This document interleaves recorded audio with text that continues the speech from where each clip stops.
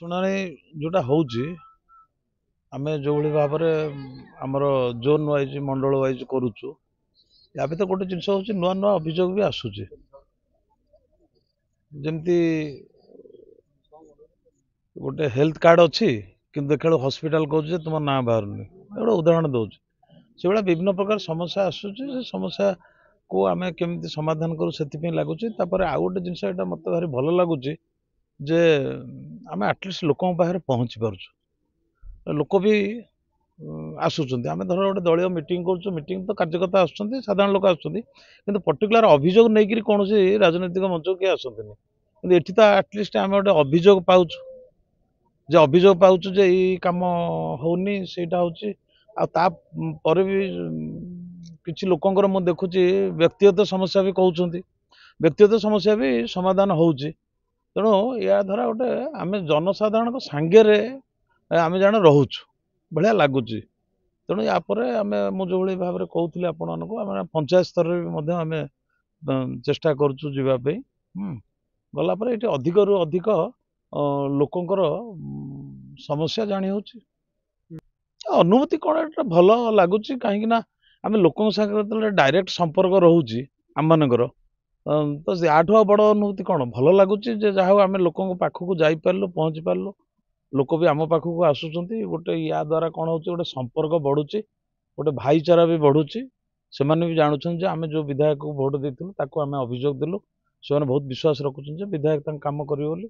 ତ ତା ଭିତରେ କିଛି ଜିନିଷ ଅସୁବିଧା ହଉଛି କ'ଣ, କିଛି ଗୋଟେ କାମ ସରକାରଙ୍କର ଯୋଉ କ୍ରାଇଟେରିଆ ଅନୁସାରେ ଯଦି କଟିଯିବ, ସେମାନେ ବି ଆମକୁ ଭୁଲ ବୁଝିପାରନ୍ତି ଯେ ବିଧାୟକ ଆମର କାଟିଦେଲେ, କଲେନି। ତେଣୁ ଆମେ ବି ବୁଝଉଛୁ ଯେ ନାଇଁ, ଏଇଟା ସରକାରଙ୍କର ଯୋଉ ଯୋଜନାର ଯୋଉ ନିୟମ ଅଛି ସେ ନିୟମ ଅନୁସାରେ ହଉ, ଆଉ ଦଳମତ ନିର୍ବିଶେଷରେ ସବୁ ଜିନିଷ ସମସ୍ତେ ପାଆନ୍ତୁ।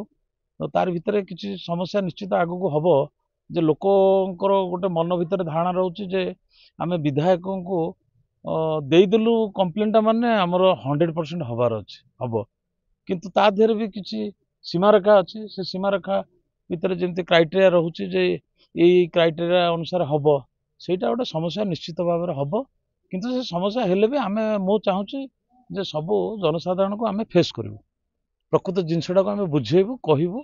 ତେଣୁ ସେଇ ଅନୁସାରେ ଯାହା ହବ ଯେତେ ଯିବ। ଆଉ ହେଇଥିଲା ଆପଣଙ୍କର ନିଆଳି ମାଧବ ମଣ୍ଡଳକୁ ନେଇକି ହେଇଥିଲା। ବହୁତ ଜାଗା ଲୋକ ଆସିଥିଲେ, ନିଜର ବ୍ୟକ୍ତିଗତ ସମସ୍ୟା ବିଧାୟକକୁ ଡାଇରେକ୍ଟ ଜଣେଇଲେ, ଲିଖିତ ଆକାରରେ ଜଣେଇଲେ। ମାନେ ତାଙ୍କର ରାସନ ବ୍ୟବସ୍ଥା ହଉ, ଭତ୍ତା ବ୍ୟବସ୍ଥା ହଉ, ଯେକୌଣସି ବିଷୟରେ ଯେଉଁ ଅଛି, ବିଭିନ୍ନ ଆପଣଙ୍କର ପ୍ରଧାନମନ୍ତ୍ରୀ ଆବାସ ପାଇଁ ହଉ, ଲୋକ ଜଣେଇଲେ। ପାଖାପାଖି 100 ଖଣ୍ଡେ କମ୍ପ୍ଲେନ୍ ବିଧାୟକ ନିଜେ ଗ୍ରିଭାନ୍ସରେ ଗ୍ରହଣ କରିଛନ୍ତି ଏବଂ ତାକୁ ବହୁତ ଜଲ୍ଦି ସର୍ଟ ଆଉଟ୍ କରିବେ ବୋଲି ପ୍ରତିଶ୍ରୁତି ଲୋକଙ୍କୁ ମଧ୍ୟ ଦିଆଯାଇଛି। ପ୍ରଥମ ଥର ଦେଖିବାକୁ ଗଲେ ଏଇ ଇଲେକ୍ସନ୍ ବର୍ଷେ ଭିତରେ ଏଇଟା ପ୍ରଥମ ଥର ହେଇଛି। ଏ ଭଲ ପଦକ୍ଷେପ ନେଇଛନ୍ତି ବିଧାୟକ।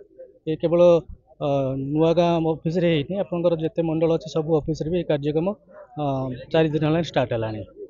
ପ୍ରଥମ ଥର ପାଇଁ ନିଆଳି ନିର୍ବାଚନ ମଣ୍ଡଳୀରେ ଜନଶୁଣାଣି ଅଭିଯୋଗ, ନିଆଳି ନିର୍ବାଚନ ମଣ୍ଡଳୀର ବିଧାୟକ ଶ୍ରୀ ଛବି ମଲ୍ଲିକଙ୍କ ନେତୃତ୍ୱରେ ଏକ ସାଧାରଣ ଜନଶୁଣାଣି ବୈଠକ ଶୁଣାଯାଉଛି, ଯେଉଁଟାକି ଅଲଗା ଅଭିଯୋଗ ଶୁଣାଯାଉଥିଲା। ନିଆଳି ନିର୍ବାଚନ ମଣ୍ଡଳୀରେ ଏ ଯେଉଁ ଜନଶୁଣାଣି ଅଭିଯୋଗ, ଏଇଟା ହେଉଛି ପ୍ରଥମ ଥର ଏ କାର୍ଯ୍ୟକ୍ରମ ଚାଲିଛି ଏବଂ ଏ କାର୍ଯ୍ୟକ୍ରମକୁ ଯେତେ ବି ପ୍ରଶଂସା କଲେ ତାହା କମ୍ ହେବ। ଏବଂ ଏ ବିଧାୟକଙ୍କର ଏକ ମହତ୍ ଉଦ୍ଦେଶ୍ୟ ନେଇ ଏ କାର୍ଯ୍ୟକ୍ରମ ଜାରି ରଖିଛନ୍ତି, ଯେଉଁଟାକି କଣ୍ଟାପଡ଼ା ବ୍ଲକର ଜନଶୁଣାଣି କାର୍ଯ୍ୟକ୍ରମ ସାରି ନିଆଳି ବ୍ଲକର ଆଜି ଆମର ମାଧବ ଏବଂ ନିଆଳି ମଣ୍ଡଳରେ କାର୍ଯ୍ୟକ୍ରମ ଜାରି ରହିଛି। ଏହାଦ୍ୱାରା କ'ଣ ହେଉଛି, ସାଧାରଣ ଗରିବ ଲୋକଙ୍କର ସମସ୍ୟା ଏବଂ ସରକାରଙ୍କ ଦ୍ୱାରା ଆସୁଥିବା ବିଭିନ୍ନ ପ୍ରକାର ସମସ୍ୟା ଲୋକଙ୍କ ପାଖରେ ପହଞ୍ଚିବା ପାଇଁ ଏକ ଅଭିନବ ପ୍ରୟାସ ଜାରି ରଖିଛନ୍ତି ବିଧାୟକ। ଯାହାଦ୍ୱାରା ଅଞ୍ଚଳର ବିଭିନ୍ନ ପ୍ରକାର ସମସ୍ୟା ତାଙ୍କ ପାଖରେ ପହଞ୍ଚି ପାରିବ ଏବଂ ସେ ସମସ୍ୟା କିପରି ସୁଚାରୁ ରୂପେ ସମାଧାନ କରାଯିବ ତାହା ପ୍ରଶାସନିକ ଅଧିକାରୀମାନଙ୍କୁ ଡାକି ତା କାର୍ଯ୍ୟକ୍ରମ ଜାରି ରଖିଛନ୍ତି। ଏବଂ ବିଧାୟକ ବହୁତ ମହତ୍ ଲକ୍ଷ୍ୟ ରଖିଛନ୍ତି, ଯାହାକି ଯେଉଁଟାକି ନିଆଳି ନିର୍ବାଚନ ମଣ୍ଡଳୀରେ ଯେଉଁ ସାଧାରଣ ଲୋକଙ୍କ ସମସ୍ୟା ଅଛି, ଆଉ ତା ସମାଧାନ ଖୁବ୍ ଶୀଘ୍ର କରାଯାଉଛି। ଭିନ୍ନକ୍ଷମ ଲୋକମାନଙ୍କର ସମସ୍ୟା ଅଛି ଏବଂ କାହାର ରାସନ କାର୍ଡରେ ହେଇପାରୁନାହିଁ ଏବଂ କାହାର ରାସ୍ତାଘାଟର ସମସ୍ୟା ଅଛି ଏବଂ ପିଇବା ପାଣିର ସମସ୍ୟା ଏବଂ ବିଭିନ୍ନ ଲୋକଙ୍କର ମୌଳିକ ସମସ୍ୟା ଅଛି। ଯେଉଁ ମୌଳିକ ସମସ୍ୟା ଦେଶ ସ୍ୱାଧୀନତା ହେବାର 78 ବର୍ଷ ହେଇଥିଲେ ମଧ୍ୟ ତା ସମାଧାନ ହୋଇପାରି ନାହିଁ। ସେହି ସମାଧାନ କରିବା ପାଇଁ ବିଧାୟକ ଏକ ଅଭିନବ ପ୍ରୟାସ ଜାରି ରଖିଛନ୍ତି, ଯେଉଁଟାକି ବିଧାୟକଙ୍କ ଜନଶୁଣାଣି ଅଭିଯୋଗ। এটা প্রথম থর पे नियाली निर्वाचन मंडली रे एटा चालू रही और लोक मैंने बहुत स्वागत करुँच लोक मैंने समस्या ये पहुँची पार्टी प्रशासन अधिक लगे समाधान शीघ्र करा एक समस्या पाटसुंदरपुर पंचायत रे 2 दिन तले होइतिबा समस्या समाधान करा